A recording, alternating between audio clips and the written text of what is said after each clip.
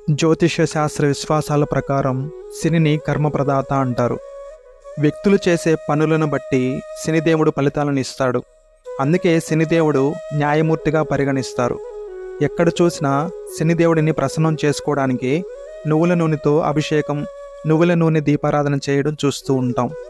ఇక శని దోషం జీవితంలో సమస్యలు ఉన్నవారైతే శనిదేవుడికి నువ్వుల నూనె సమర్పించడంలో ముందుంటారు. అసలు నువ్వుల నూనెతో శనిదేవుడికి దీపారాధన, అభిషేకం ఎందుకు చేస్తారు? దీని వెనుక ఉన్న కారణాలు ఏమిటి? హిందూ మత పురాణాలలో దీని గురించి ఏముంది తెలుసుకుంటే, పురాణాల ప్రకారం రావణుడు తన శక్తితో గ్రహాలన్నింటినీ బంధించాడని చెబుతారు. శనిదేవుడిని రావణుడు తన దురహంకారంతో తలక్రిందులుగా వేలాడదీశాడు. అదే సమయంలో హనుమంతుడు శ్రీరాముని దూతగా తల్లి సీతను వెతుకుతూ లంకకు వెళ్ళాడు. రావణుడు హనుమంతుని తోకకు నిప్పంటించినప్పుడు హనుమంతుడు లంక మొత్తాన్ని తగులబెట్టాడు. మొత్తం లంకా దహనం చేయడం వల్ల గ్రహాలన్నీ స్వేచ్ఛగా మారాయి.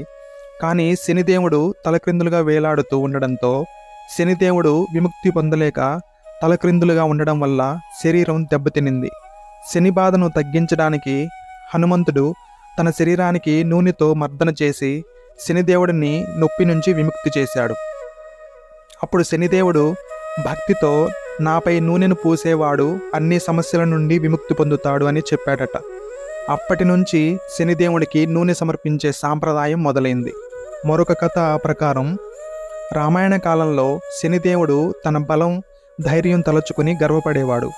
హనుమంతుని ధైర్య సాహసాల గురించి తెలుసుకున్న శనిదేవుడు ఆయనతో పోరాటానికి బయలుదేరాడు. శనిదేవుడు హనుమంతుడిని చేరుకున్నప్పుడు హనుమంతుడు నిశ్శబ్ద ప్రదేశంలో కళ్ళు మూసుకొని కూర్చుని శ్రీరాముని భక్తిలో మునిగిపోయి ఉన్నాడు. అయితే గర్వంతో మునిగిపోయిన శనిదేవుడు హనుమంతుడిని యుద్ధానికి రమ్మంటూ గట్టిగా పిలిచాడు.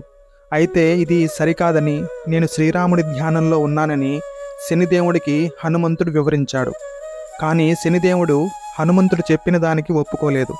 యుద్ధం చేయాల్సిందేనని మొండి పట్టుబట్టాడు. దీంతో హనుమంతుడు యుద్ధానికి దిగగా తప్పలేదు.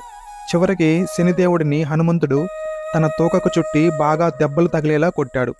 ఈ పోరులో శనిదేవుడు ఘోరంగా ఓడిపోవడమే కాకుండా బాగా గాయపడ్డాడు కూడా.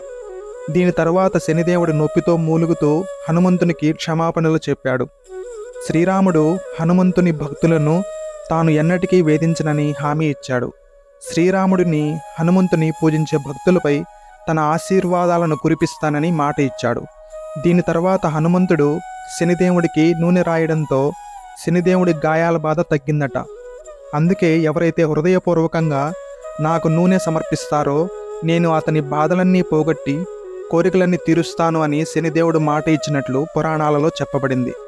ఇవి శనిదేవుడికి నూనె సమర్పించడంలో వెనుక ఉన్న కథనాలు. జై శ్రీరామ్.